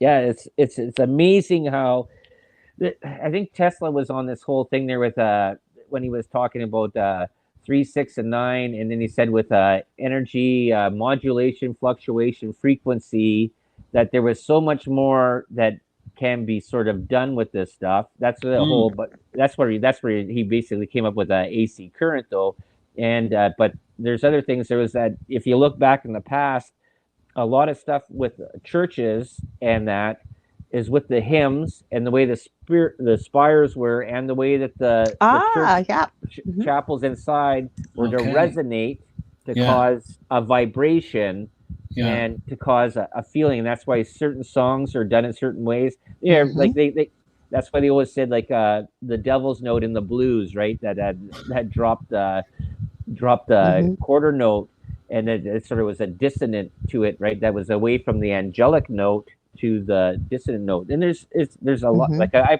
play guitar, I play piano, It's and stuff like complicated. that. Yeah. So Yeah. but there's a lot of things that are involved with that, with frequency, vibration, and amplitude. And I'm just wondering if some of this stuff is that we're being bombarded, and there could be, I'm not saying this is, I'm just saying there could be a possibility that people nowadays are seeing a lot more paranormal activity because we're bombarded with so many frequencies. Yeah, absolutely. And that sounds to me, that's very interesting. Or because Project Mockingbird still exists too. We are being that's true, yeah. That's why it's called programming with TV programs. Heck, we could do a whole show on that stuff because Joe Montaldo, who owns the station, when we've done panel shows, he likes to call me Conspiracy Princess. And I always say, no, the stuff that I try to educate myself with, and this is why I'm open to having a discussion like this, Tom, is because a lot of stuff out there. Oliver Cromwell, we've had him villainized, and I'm really glad that you pulled Adolf Hitler and Osama bin Laden in, so people realize the level that this poor gentleman was villainized. We didn't even get into about his head, what happened with that. We got time. No, but I think that's important. Yeah, I think because they might have heard it on my show, but on your show, we have a different audience. This is an interesting story because this is really, really crazy. Go ahead, Tom. See, what did I tell you, Tom? I told them before it came on, you're more than welcome to come. It's not your show. No, we do shows together all the time. Like, that's why we always tell people, I check with my guests the day of, and, once in a while people forget or whatever. And I always say, don't worry, I got a built-in guest. And he does too. It's the informality that also makes the guest very relaxed as well. We're just having a conversation, it's just amazing. I wanted to come back to so many things you mentioned there. The problem is 2 hours isn't enough, by the way. Well, you have to come back. You have to come back, and we'll have Del on if he can get a Monday off. Yeah, absolutely. Such an interesting guy. I'm going to sound boring now because this is anyway. It is an interesting. Well, we story. can go back. We can go wherever you want. You're the guest. Yeah, I always say it's your show. Yeah. So it's funny, isn't it? I get more excited about this conversation than I am about my own book and talking about the subject. Well, let's just tell the story of the head, then we'll go Let's back. do it. Yeah, because it's also. How about you just go like this? It says the head ended up somewhere where it wasn't supposed to be. So let's go back to where it traveled where it started from. And how did someone get the head? Excellent. So firstly, the story of the head's life is that it was actually affixed to the rest of his body at the beginning of its life. And so when, because of a combination of certain circumstances, Cromwell, as I mentioned before, became the head of state in the UK. Now, that didn't go down well with the royalists because it's all about heads. He had chopped off the head of the king. So when Cromwell died, he was the main target for the royalists who came back. And King Charles II came back onto the throne. And even though he was dead, they dug up his body because they wanted to show. They unburied him, as they use the expression. So you were talking earlier on, Lorilei, about to put people off doing something like he did. This is a very good example, even at death, beyond death. So they hung, drew, and quartered his body, as an example in public places.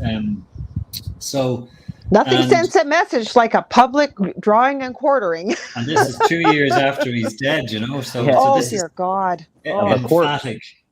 Yeah, the corpse, exactly. Yeah, it's not obviously.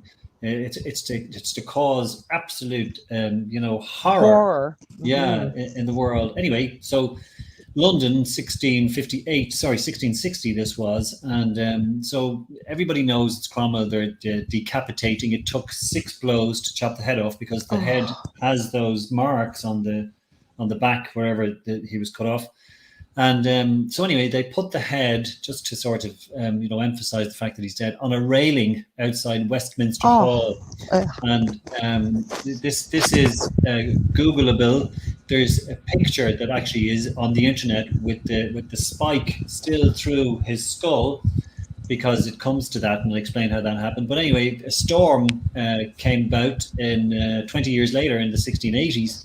It stayed up there that long. It wasn't just there for a couple of days. It was there for ages. And people were used to looking at Cromwell's head. And this is the guy who used to, govern, and people used to kowtow to. And there's his head. And, hi, Ollie, what's the weather going to be like today? It was a whole big thing. Yeah. So when his head blew down, a soldier who was on duty below, he picked up the head and stuck it in his coat. I thought, what the heck am I going to do? So I'll take that, I'll run home with it. And he ran home with it. And then he realized that he did the wrong thing, because the following day there was an outcry from the authorities who said, where's Cromwell's head? They they put out a reward for it. It wasn't enough, so he decided to keep the head. And he panicked a little. Anyway, he lived his life. We have to fast forward now because it gets a little, so we have to get through centuries. And he bequeathed the head to his daughter, who sold the head to a guy who was in a circus, and then who sold the head to, who owned a circus. So his head is going around a circus, and this is Oliver Cromwell's head. A gentleman then eventually got the head, who was a bit of a not a philanthropist or philanderer. I always get mixed up with those two words. I know. Anyway. Yeah, it's so easy. So easy, because I'm a philanthropist. Yes. And anyway, he used to display the head at dinner parties, where the head would be handed around, and maybe people would pick off a bit of the nose or a bit of the ear. Oh dear God! Yeah, I've got a bit of Oliver Cromwell's head. This is mad. So it came right up through the centuries to the 1930s. I have to say, it gives a real thing to picking one's nose or somebody. Sorry, I had to throw that in there. It's not just a bogey; it's actually part of the nose. Yeah. So the Wilkinson family, there are books written on Oliver Cromwell's head, by the way. This is absolutely the case. Go on Amazon, find them. It's a very long story. I'm trying to condense it for you guys. And the Wilkinson family decided in the 1930s that they'd get tests done on the head just to make sure that it was his. And it was, because they were warped. He used to have warts. He had one here and one in his eye socket. And there were marks on the skull, which kind of pinpointed where the warts were. Wow. The portraits that had been done of him, scientifically were measured nose to eyes to mouth to chin, all that kind of stuff, whatever the technology, the science was at the time. Anyway, so they decided, okay, we've got Cromwell's head, what will we do with it? It took them 30 years to make a decision. And eventually in 1960, that's 1960, and they decided to bury the head in the college that he attended, which was Sidney Sussex College in Cambridge. Now, the dean of the college was the only one who knows where the head is actually buried, and he passes the secret down to other deans. The current dean is the only one who knows where if he has a heart attack, we're all in trouble. That's what I was thinking. If someone died suddenly, like, what do you do? Have it in like a time capsule hidden somewhere so people could find it? I think he's not allowed. He's not allowed to die suddenly, because his head would be taken off too. I don't know what's going on. They must have a plan B. They must. I'm coming to the kicker, because I haven't got there yet. But in March 1960, Oliver Cromwell's head was finally buried in his college. Lorilei, I was born in March 1960. So the reincarnation insinuations come from there, and I can't. Are you coming to Canada? Take care of a few problems for us if you're reincarnated. I bring my trusty sword. Yes, bring your trusty sword. Yeah. But it's a thing, you know. Sorry, Lel. I said we have somebody here that you can take care of. Yeah, I already asked that earlier. Is he Trudeau? Yeah. We can't mention names. It rhymes with Trudeau. Okay. But anyway, so yeah, the whole reincarnation thing that, you know, some people kind of, you know, suggest is a real thing, may well be. And I've had experiences in my life which makes me often look at the world through 17th century eyes. And if I was that way inclined, I would say I am Oliver Cromwell reincarnated. I don't believe I am at all. I'm not saying that. Or maybe you're somebody that was very closely associated, because I'm almost wondering, so when did they bury his head in 1960? In March? In March, and I was born in the same month, you know? So there's the thing, like, I mean, that's what I'm saying. So people who have been reincarnated, there's a way you can find out. There's a way you can find out. Okay, is this DNA? No. No. Okay. You got to be open-minded. Well, you know I am. Okay. No, I can't do it. I have somebody actually from the UK. He was excellent. He was a professor, I believe, of psychology and stuff. He does deep hypnosis. I believe it's in the omega or theta levels. Oh my God, I'm so in. He does past life regressions. I know two people that do that. Chris Lee, who is the husband, a very good friend of mine, who is from the UK. But they're Canadian. Or Steve, I'll have to look Steve up and I'll try and send him your YouTube channel. He was an excellent guest. Actually, he was one of Gavin's authors too. Okay. And he does that. And I really liked what he did and how he explained what he did. Well, and he could specifically regress you, unless you weren't meant to know what you would see. But you're not put in a trance, and you know, you see those people up on the stage with stage hypnotists and stuff. I know. Did you just say, Lorilei, unless I was, if I'm not meant to know, what, that's an interesting statement that you just made there. I don't know. Okay. Well, what I mean by that is, yes, and I'm not an expert in this field. I'm not being disingenuous, by the way. No, I know curious. You're not. Yeah. And other people probably wonder what that means. So maybe with your higher self, your subconscious, if you will, because we have a subconscious, for whatever reason, because that's where they go with that hypnosis and into past lives. So I don't know what. If you're not meant to know, so does that mean you're a bad subject? No, this is where I have the sort of the anti part of that when he does, when somebody says this, and this is why we bounce things off with each other, is that when somebody says, if you're not meant to know, that sort of just raises the hairs on my head going, okay, are we doing a Darren Brown thing here? Well, we didn't, we didn't. Yeah, but if you're open to trying it, like I said, if you were willing to try it and see what happens, and that to me, you see that. Yeah, no, go ahead, you got nothing to lose, and absolutely, But can I tell you, right off the bat, I would embrace that with open arms. I would really love that to happen, because I'd love to see what would happen. And the natural cop out, if you know what I mean, if it wasn't meant to happen. You know, that sort of explains why. Do you know what I mean? Why it doesn't work? It doesn't, as far as I know. That's not a usual occurrence. Okay, like I said, I've had it done myself. Yeah. Because my Chris Lee, who I've had on, when you have him on a podcast, he'll ask you, "Are you open to trying a session, just so you know what it feels like to experience it and explain." You know, what you went through yourself objectively, or even subjectively, if you want, so that he's not sitting there just trying to tell people what it is. We're having a conversation, and I've experienced it, and I was open to it. I wanted to try it.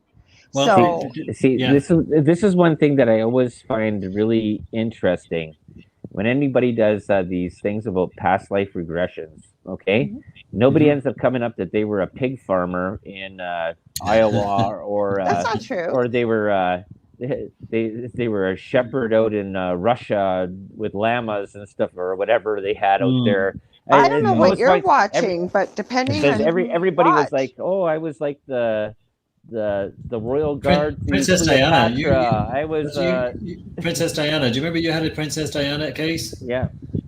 Like there was a guy, I think was it in France or something? I don't think I'd heard that. Yeah, as far as I know. But yeah, look, I understand that there are obscure, stories that people. But to my mind, if I embrace, I don't believe I can be hypnotized. That's the problem. I'd be going into this going, look, I really want it to happen, and whenever it goes off, I want that switch to go off, and I go on, that it works. But I just don't know that I would be a good subject. But again, I would absolutely embrace. There's so many things I need to say. Can I introduce, if you don't mind, change the subject slightly and introduce James Randi? Please do. Yeah. Yeah. So James Randi, is that a name you guys are familiar with? That's exactly. I was just going to say that because you were saying about the amazing Randy. I was going to talk about the man they call Ravine, and it's all about suggestion. But that's not James Randi. Ravine. Well, no, James Randi was American. The Ravine was the Canadian one. Same thing. They're stage hypnotists. They're very, very famous. They went all over North America and the world. Yeah. Yes. But I want to hear what he has to say about James Randi. So it's just that, like, he, you know the story. I don't know if I have to go through it or not, but he was. But there's people listening who may not know who James Randi is. Okay, that's perfect. Yeah. So James Randi was, let's call him. He was magician is the wrong word to use, but he was a circus performer, illusionist, and an escape artist that got into dealing with pulling out people that were saying that they were psychics and paranormal stuff there. And he did a whole show on that, and he got $1 million. Yeah, and he exposed various individuals, and they were absolutely. We had the conversation, Del, where people had wearing earpieces at it's been through the annals of time that people have done this with abilities. Yeah. Some of the televangelists are they're just not real, and they con people. But James Randi had, this reward that he had put out there for anybody who could credibly provide some sort of, and it didn't have to be, 100% all singing, all dancing. It just had to be something that he couldn't explain in the supernatural arena. Something that whatever it was, and lots of people tried and came along, and he called them out. More often than not in the first 10 seconds explaining what they were going to do, and they were all tricks. So nobody ever is the short answer, the short way of finishing. Have you ever watched his April Fool's joke from, I think it was a couple of years ago? Go on. It's on YouTube, and I'm trying to remember it, but he actually said somebody won the $1 million, and he brought the person up, and he had them do all this stuff. Like, it was really astounding to see what this person. It involved computers, and I thought, well, isn't that kind of cheating? Like, if it's computers and blah blah blah. And at the end, he said, "April Fools." Well, the part that was really interesting out of that amazing Randy is that the other magician Banachek, and when Banachek was very young, he had these two magicians go in, and they went to Boston. I think it was the MIT, because the government wanted to go into this whole thing about paranormal stuff, about them bending spoons. So they had James Randi as the person that's writing all these rules and that.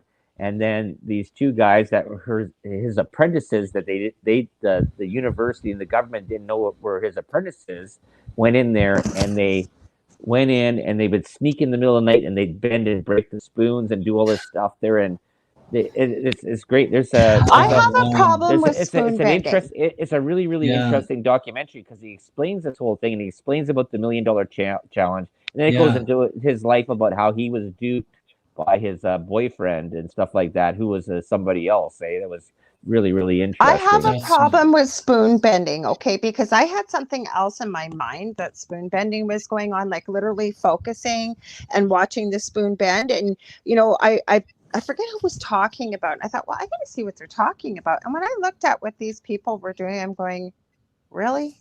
Really? like how do I know you didn't just have another spoon down there and grab it, because you could go but to me, that's not spoon bending. Yeah, I don't. Uri Geller, I presume you're familiar with Uri Yeah. Geller. Oh, yeah. Yes, That was the yeah. big fight there between the two I of was them there. thinking Yeah. of him. I couldn't remember his Yeah, name. Yuri he's the Geller. guy. Yeah, Yeah. he's over at this neck of the woods. Mhm.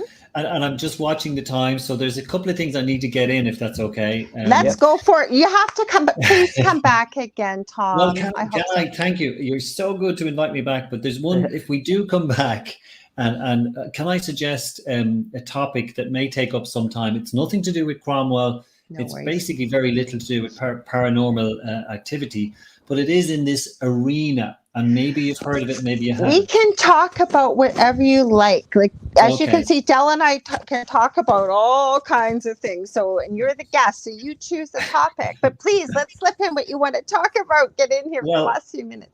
I think so. So this next program could be a series of programs if we do this, because it's something that I got so interested in. I got obsessed by. It's fascinating, layer upon layer of mystery and intrigue and death and murder and treasure and any amount of things. So, so it's French and it's Rennes-le-Château. Okay. Any lights going off?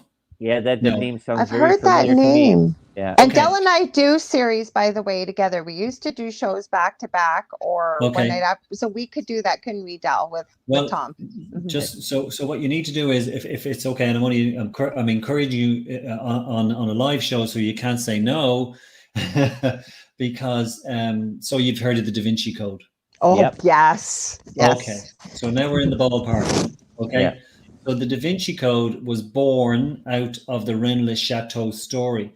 I did not know that. Yeah, absolutely. It's all to do, and I've been to Rennes-le-Château on many occasions, and it's all to do with, and I'm just going to succinctly, again, watching the clock, explain that it's, and people I'm sure out there have heard of this. So there's a priest who comes to an impoverished village in France. He's got no money. The village has no money.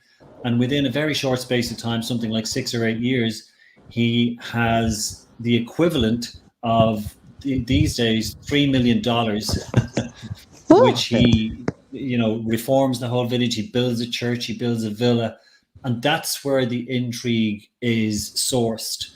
And there are mysteries about, people suggest, it's incredible that the tomb of Jesus is in this area.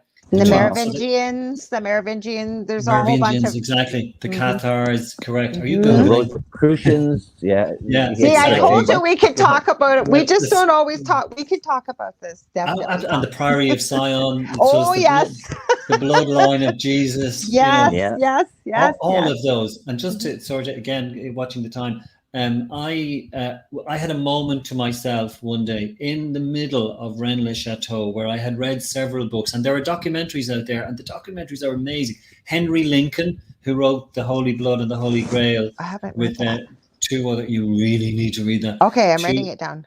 Yeah, because that's amazing. That sort of tells. So the idea is that Mary Magdalene, a lot of people think, and I think she did, as far as I remember, she ended up in southern France. Yeah, and had kids and was married. And had kids. Well, see, that's that's a suggestion. And the fact is that the story goes that he didn't die on the cross. Shock, horror. I've heard that and believe that too. Well, and that he went to the south of France and they lived out their days in this area. So it's seismic, whether you're a conspiracy theorist or whether you're just interested in the story for the sake of the story. But trust me, the whole landscape is full of mystery and pentagons, and it's just, I can't tell you the amount of layers that are in this story. I'm sorry for going on about it. That's almost like people have said, the conspiracy theorists, that Adolf Hitler lived out the rest of his days in Costa Rica. I believe he did. South America. He did. I believe he did. Well, there's a possibility that he did. Where's the body? We've never seen a body. Yeah. But anyway, Rennes-le-Château is if you don't mind, and you can ignore me and you can say no. Look, Tom, I already said yes. I can't wait. I love it. Del and I have another guest that he's met. That was a friend of mine. I told him you're gonna love her, and he does. And now that our shows aren't on the same night, we can't always do it back to back. But Varla Ventura, she's an author too. super interesting lady like yourself. You're not a lady, but super interesting. And we usually have her on, but I'd love to do this. Would you join us too, Del? Oh, for sure. Yep. Listen, Yeah. This would be terrific if you I would, love it. because what you will do, and I'm serious, there will be people out there, guys, whose lives you will change, because they will get on a plane, they will go to Rennes Chateau. There's only about 60 people living in the village. It's on the top of the world. It's an amazing, and when you Google this, you'll see the view in itself. It's an intrinsically beautiful village, medieval, lots of history. But anyway, all of that will come. And you will literally change people. Like, people will go over there because the treasure apparently has not all been found. And over the years, there's a sign outside the village that says you can't dig in this village, because they've had so many people come to dig. But I don't think the treasure is in the village, and nobody does. But anyway, so it's a whole treasure story. Oh, wow. All right. So, ladies and gentlemen, if you are listening to that, look forward to that, because we're giving Tom an absolute yes. We want to do this. We want to talk about it, and I'm sure we get to do like a show on your show, and then bump into an hour into mine, and then bump into there, and like do a little Carter stepper thing, whatever. Well, do you know what? Since I've met you guys, I've been introduced to you guys, I want to keep this going, because I've been very disappointed earlier on, thinking, oh my God, this is the end now, because we've been chatting, we've been talking. Del and I have had 2 shows, and I apparently I wrote a book, by the way. I don't know if that's part of the sweet deal. Let's tell them where to find your book. We've only got a minute or 2 left, but we will have Tom back on for sure. Because look, we went all around the world and back again, basically, to Oliver Cromwell to tell people where to buy your fantastic book, Tom. So where can they buy it? You don't know it's fantastic. I do have a copy of it. I did start. Yes. Yes, I do. Okay. No, don't embarrass yourself by saying you got to the first chapter and didn't read on. Not all the way on. Not all the way on. I usually get into the first or second page, because I have quite a few authors Gavin sends me. I wish I had enough time to sit and read. No, that's fine. The book is, I read at my breaks. I'm a little bit more diligent than my other half there. Okay. He's better than me. Anyways, where can they find your books? Look, the best way to do is go on johnhuntpublishing.com. It's there. There are lots of reviews on that page. It'll give you a flavor of what it's about. I call it faction, because it's a fictional biography but based on fact. So it's a new word I've coined. And trademark it's just, it. I think I will. Yeah. And it takes him from when he was an infant to when he dies. And spoiler alert, he does die at the end. But it's not so much my. But do we? But it's not so much that I've made an interesting story. His life is the interesting story. I've just embroidered, the whole narrative around that. But it's a fantastically amazing story of his life, and he was such a fascinating character. Yeah. And I have a link to it in the write-up, folks. Del, you want to tell them quickly where they can find you?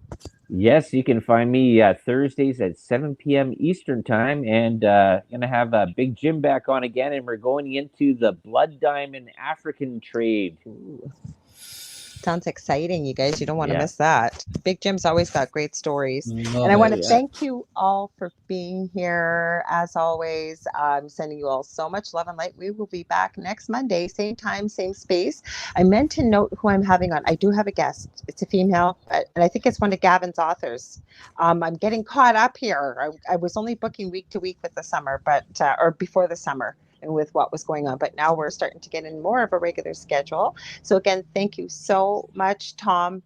I can't wait to have you back on. Thank you so much for being here. Thanks, Del. Very much, Lorilei. Thanks, Del. For joining us. Okay, so good morning, good afternoon, or good evening, wherever you may be. And again, we will see you same time, same space next week. Oh, yeah, if you want to get a hold of me, facebook.com/The Angel Rock, whether you want to book a reading, healing session, mentoring. And I've got 2 groups on Facebook, Paranormal University for all things paranormal, Angel Rock for many of some of the topics we've discussed here tonight. So we will see you all next week again. Thanks, everybody. Bye.